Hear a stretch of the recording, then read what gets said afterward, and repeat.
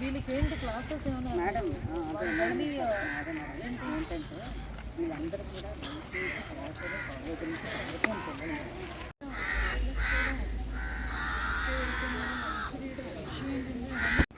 వాళ్ళు అక్కడ మాట్లాడారు ఆశీర్వదించుతో మాట్లాడితే వాళ్ళు ఆటోస్ ఇచ్చారు. ఆటోస్ ఇచ్చిన తర్వాత ఇప్పుడు వాళ్ళకి వెళ్ళిపోయారు. ఒక అమ్మాయి హైకోర్టు అమ్మాయికి ఇంకా ఆర్డర్ రాలేదు. హైకోర్టు నుంచి మనకి రావాలి మనం ఇచ్చిపెట్టాలి. అమ్మాయికి తల్లి 7 to 8 కంప్లీట్ కమిషన్ బేస్ చేసుకుని వస్తారా లేకపోతే కోర్ట్ ఆర్డర్ బేస్ చేసుకుని వస్తారా? Committee orders, child welfare committee orders.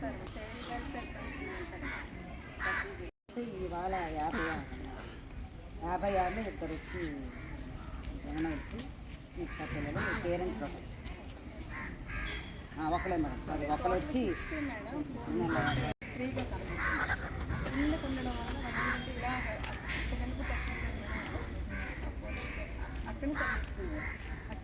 వయసు ఇక్కడ ఉంది కదా మేడం, మామూలు వయసు పైన. నమస్కారం అండి.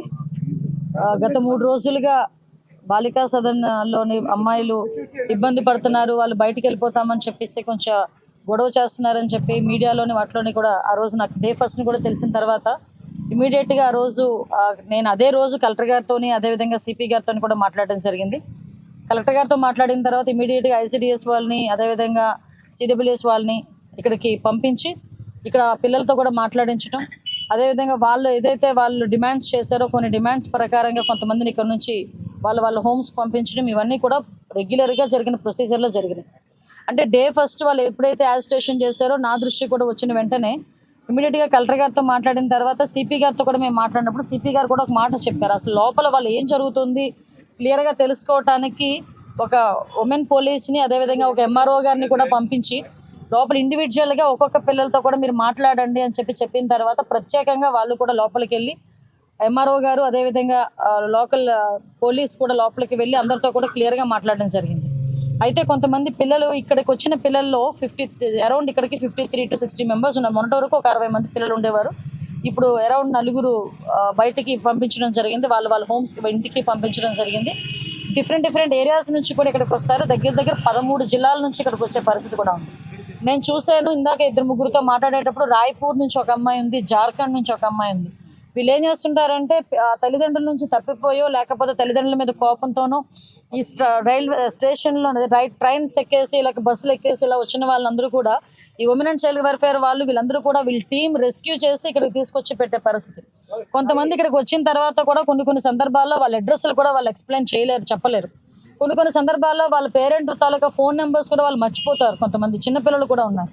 సో ఇటువంటి సందర్భాల్లో వాళ్ళకి 18 years వచ్చినంత వరకు గవర్నమెంట్ వాళ్ళ సెక్యూరిటీలో పెట్టుకోవడానికి వాళ్ళ పరిధిలో పెట్టుకొని వాళ్ళకి ఇక్కడ కూర్చొని ఇక్కడ ఈజీగా ఏదో పెడుతున్నాము హాస్టల్ పెడుతున్నాము అన్నది కాకుండా నేను లోపలికి వెళ్ళిన తర్వాత చూసి వచ్చాను. కంటిన్యూగా వాళ్ళకి చదువుకునే ఉద్దేశం ఉంటే కనుక వాళ్ళకి కంటిన్యూగా 10th class కట్టించడం అన్నది ఓపెన్ స్కూల్స్ నుంచి అదేవిధంగా ఇంటర్మీడియట్ కట్టించడం అన్నది కూడా జరుగుతుంది. అట్ ద సేమ్ టైం కొంతమందికి వాళ్ళ ఇంట్రెస్ట్ మీదుగా బ్యూటిషియన్ కోర్సెస్ నేర్పించడం, కుట్రులు అల్లికలు నేర్పించడం ఇవన్నీ కూడా జరుగుతున్నాయి.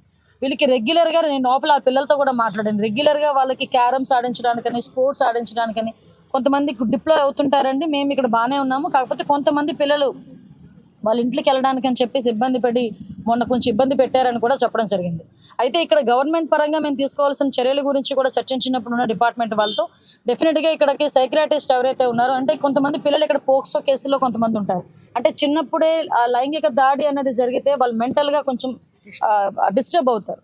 ఎప్పుడైతే డిస్టర్బ్ అయ్యారో బయట చూసిన ప్రతి వాళ్ళని కూడా చూసి భయపడటం, అదేవిధంగా వాళ్ళు కొంచెం డిస్టర్బ్డ్గా బిహేవ్ చేయటం, దీంట్లోని వాళ్ళు డెఫినెట్గా డాక్టర్ పర్యవేక్షణలో వాళ్ళు కొంత మెడికేషన్ కూడా తీసుకోవాల్సిన అవసరం ఉంటుంది.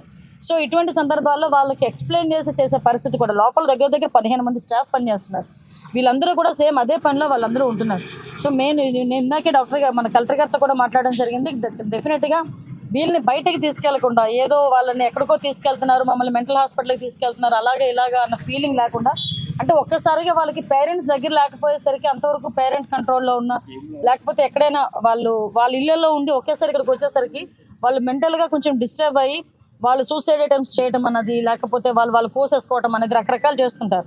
సో వీళ్ళు కూడా భయపడి డాక్టర్ గారికి పంపిస్తే దాన్ని ఏదో పెద్ద భూతత్వంలో చూపించి ప్రతిపక్షాల వాళ్ళు కూడా వీళ్ళు మెంటల్ హాస్పిటల్ తీసుకెళ్తున్నారట, స్లీపింగ్ పీల్స్ వేస్తున్నారంట, ఇలాంటి మాట్లాడారు. అమ్మ, చిన్న పిల్లల మీద రాజకీయాలు చేయాల్సిన అవసరం లేదు. మన రాజకీయాలు చేసుకోవడానికి చాలా ప్లాట్ఫామ్స్ ఉన్నాయి. అక్కడ రాజకీయాలు చేసుకుంటాం, అక్కడ మాట్లాడేసుకుంటాం, లేదు అనుకుంటే తిట్టేసుకుంటాం. కానీ తల్లిదండ్రులకి ప్రేమకి కూడా దూరం అయ్యి సొసైటీలోని చిన్నప్పుడే ఒక లైంగిక దాడికి గురయ్యి సొసైటీ మీద ఎవరి మీద కూడా నమ్మకం లేక ప్రభుత్వ పర్యవేక్షణలో ఉన్న ఇలాంటి ఆడవాళ్ళు, ఇలాంటి బాలికల మీద కూడా మనం రాజకీయం చేయడం అనేది మంచి పద్ధతి కాదు. సో నేను ఒకటే హెచ్చరిస్తున్నా, అటువంటి పరిస్థితి ఒకటి గవర్నమెంట్ పరంగా మేము వాళ్ళకి తీసుకోవాల్సిన అన్ని జాగ్రత్తలు తీసుకున్నాం. ఆఖరికి హైకోర్టు నుంచి కూడా జడ్జి గారిని కూడా ఒకరిని ఇక్కడ విజిట్ చేయమని కూడా వచ్చింది. వాళ్ళు కూడా వస్తారు, విజిట్ చేస్తారు.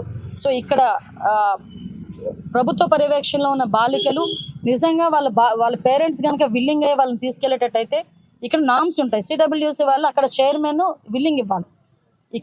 ఇక్కడ చైర్మన్ అక్కడ చైర్మన్తో మాట్లాడితే వాళ్ళు విల్లింగ్ ఇవ్వాలి. కొన్ని కోర్టు కేసెస్ ఉంటాయి, కోర్టు ఆర్డర్ చేస్తుంది పలానా హోమ్లో పెట్టండి అని, అది కూడా కోర్టు తిరిగి ఆర్డర్ ఇస్తేనే ఇక్కడ నుంచి పంపించగలం. అలా సో ఇటువంటి సిచ్యువేషన్స్లో వాళ్ళు అడిగిన వెంటనే మేము పంపించే పరిస్థితి ఉండదు. ఎందుకంటే బాలికల సంరక్షణ అనేది ప్రభుత్వ ధ్యేయం. ఆ బాలికల సంరక్షణ విషయంలో బాలికలు కూడా తిరిగి గట్టిగా మాట్లాడినా, మేము వెళ్ళిపోతామని చెప్పినా కూడా అక్కడ వాళ్ళు వెళ్ళిన తర్వాత వాళ్ళకి సరైన సదుపాయం ఉండకపోయినా వాళ్ళకి ప్రాబ్లం ఉంటుంది అని గవర్నమెంట్ కానీ సిడబ్ల్యూసీ వాళ్ళు కానీ మాకు రిపోర్ట్ ఇస్తే పంపించే పరిస్థితి కూడా ఉండదు. కాబట్టి ఇవన్నీ కూడా అర్థం చేసుకోండి. ఎక్కడ కూడా ఎటువంటి ఇబ్బంది లేకుండా చూసుకునే బాధ్యత గవర్నమెంట్ తీసుకుంటుంది. దీన్ని కూడా రాజకీయం చేయొద్దని మాత్రం కోరుకుంటున్నాను. ఎందుకంటే రాజకీయం చేయడానికి కూడా మనకి మనస్కరించాలి. ఆ లోపల పిల్లల్ని చూస్తే మనసు తరుక్కుపోయింది. నిన్న 18 సంవత్సరాల్లో అందరూ 18 సంవత్సరాల లోపు పిల్లలు అక్కడ ఉన్న వాళ్ళందరూ ఒక్కొక్కరిది ఒక్కొక్క గాథ. వాళ్ళ మీద రాజకీయాలు దేనికండి? వీలైతే సాయం చేద్దాం, సపోర్టివ్గా నిలబడదాం.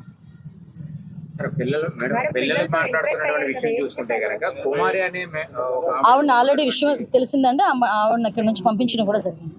ఆవిడ ఇక్కడ అలాంటి వాళ్ళు ఎవరు లేరు. నేను మళ్ళీ వాళ్ళందరూ సపరేట్గా లోపల స్టాఫ్ అందరినీ వేరేగా కూర్చోబెట్టి ఓన్లీ పిల్లలతోనే మాట్లాడాను. కాకపోతే ఆ విజువల్స్ అన్ని బయటకు రాకూడదు కాబట్టి మీకు ఇవ్వట్లేదు అంతే.